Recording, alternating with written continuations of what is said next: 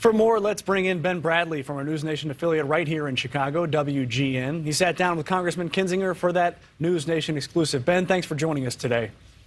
Morning, Mitch. Now, that is a man, there were shades of John Boehner for me when Boehner decided that he was going to retire. That sounded like a man who was done with Congress, but he said he wasn't totally done. He might run for president one day. What did you think of how the last 10 years in Congress have impacted him? Well, it's interesting because, while nowadays the nation knows Adam Kinzinger as this rogue Republican who dared speak evil of their party's new prophet, Donald Trump, the Congressman Kinzinger that we've known here in Illinois is a very conservative, very pro-gun member of Congress who has represented his district for more than a decade. He voted with Trump more than 90% of the time. And Kinzinger made that point in our interview. He said, doesn't that kind of prove that the party is no longer about policy, but about a person? And he found that very concerning. Kinzinger, his district was kind of eliminated. It was redrawn to the point where he decided not to run again for what it changed into.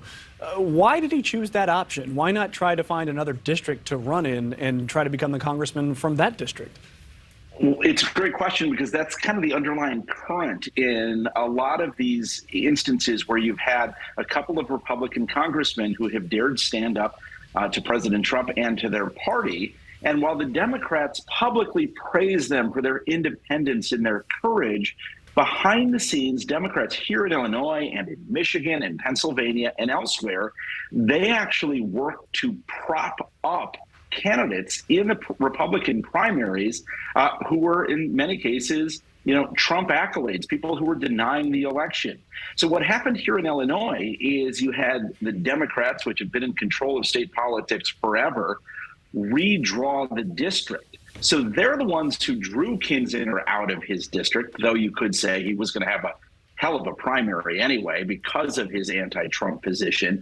But then you have had the Democratic Governor, J.B. Pritzker, here in Illinois, spend $24 million in the Republican primary to prop up Darren Bailey, who ultimately received Trump's endorsement. So, Kinzinger was taking fire from both sides. That's right. He's not entirely happy with his fellow Republicans supporting Trump. He's also really not happy with the Democrats often supporting Trump supporters, as you just detailed. Now, people might be surprised, though, to learn who Congressman Kinzinger voted for in 2020. Take a listen to this. A lot of people might be surprised to learn you actually voted for Trump. Yeah. The second time. Yeah. Why? So I'm the only person in America that didn't vote for him in 16 that did in 20. I mean, the truth is, for me, it was a cowardice move. So I didn't vote for him in 16, and really for 4 years, I paid the price for that. Every time I did an event, I went anywhere, people remembered that I didn't vote for him. And so when 2020 came around, I was looking at it and I go, I don't want to deal with this again. He's not going to win Illinois. And so I voted for him. It's a regret. If I could go back in time, certainly I wouldn't do that. And I come back to the candor here. This is really the sort of candor and the sort of honesty you only hear from retiring politicians. But he's a young guy.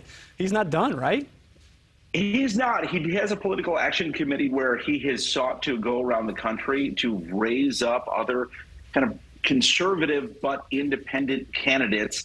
He admits that he'd consider running for president one day, but the pendulum has to swing back. If you look at politics and say, sometimes it swings to the left, sometimes it swings to the right, we're stuck over here, not necessarily left or right, but Trump or not. And there's no evidence that it's swung back enough for him to get in to the race 2 years from now. He's not ruling out an end to his political career. He passed on a race for governor here in Illinois, though. He's obviously leaving Congress. But I think he's the rare politician who, if he doesn't return to politics, if the math doesn't add up, he would be just fine. And he really has no regrets despite it all. And he's got a beautiful young family to take care of as well. That's Ben Bradley, reports for our affiliate WGN, just downstairs here in Chicago. And he got that exclusive interview with Congressman Adam Kinzinger. Ben, thank you for your time. Thank you for watching. Go to newsnationnow.com to find NewsNation on your television provider. And don't forget to click the red subscribe button below to get more of NewsNation's fact-driven, unbiased coverage.